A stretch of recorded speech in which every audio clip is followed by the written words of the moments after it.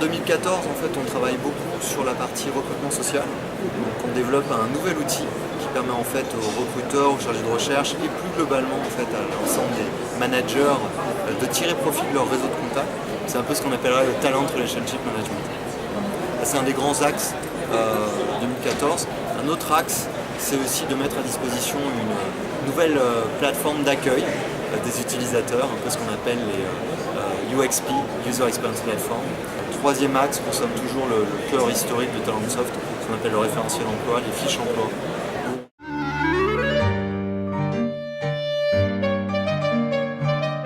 C'est vraiment de se concentrer plus que tout autre éditeur sur le parcours professionnel des collaborateurs. Je parle même plus de carrière, parce que carrière souvent c'est quelques grandes étapes. Le parcours, c'est une sorte de fil continu du moment où on commence à travailler jusqu'au moment où on va à la retraite. Et nous, on veut vraiment supporter ce parcours. Quand quelqu'un est en poste, possiblement il pourrait être intéressé un jour par un autre poste. Donc c'est cette mise en relation, ces premiers échanges, cette première conversation qui va consister à engager le collaborateur. On propose vraiment ce long fil continu pour supporter le parcours de chaque collaborateur, de chaque manager, de chaque RH.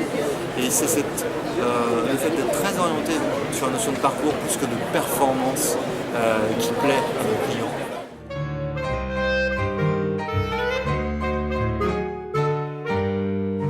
Alors c'est un petit peu en résonance avec ce que je vous disais à l'instant, c'est-à-dire que l'une des grandes tendances, c'est ce qu'on appelle le social recruiting, c'est le fait de ne plus attendre que des gens postulent à une offre d'emploi, mais qu'on aille chercher les talents dont on a besoin, et c'est particulièrement vrai sur les quelques postes critiques, les quelques talents clés qu'on peut rechercher, et qui ne seront jamais au chômage, qui ne seront jamais en recherche d'emploi. Donc attendre qu'ils viennent à vous, c'est un petit peu illusoire. Donc ça, la grande tendance, c'est pour ça qu'on a cet outil qui sort cette année, c'est de répondre à comment je vais chasser un petit peu les gens dont j'ai besoin plutôt qu'attendre qu'ils viennent à moi. Deuxième grande tendance, c'est d'être plus orienté vraiment un peu moins RH mais un peu plus business.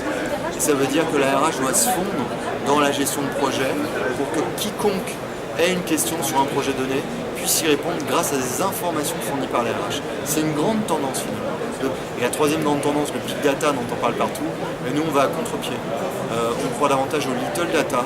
Tant que mes clients cherchent toujours à savoir qui manage qui est à risque de départ parce qu'on ne les a pas promus, parce qu'on ne les a pas augmentés depuis 3 ans, tant que ces questions restent encore un peu ouvertes et qu'on n'a pas encore toutes les réponses, je crois qu'il vaut mieux déjà se concentrer sur les informations qui sont à notre disposition pour les mettre à disposition des RH, des managers et des collaborateurs. Donc nous on est sur cette tendance little data qui est très forte, mais qui va à contre-pied du big data.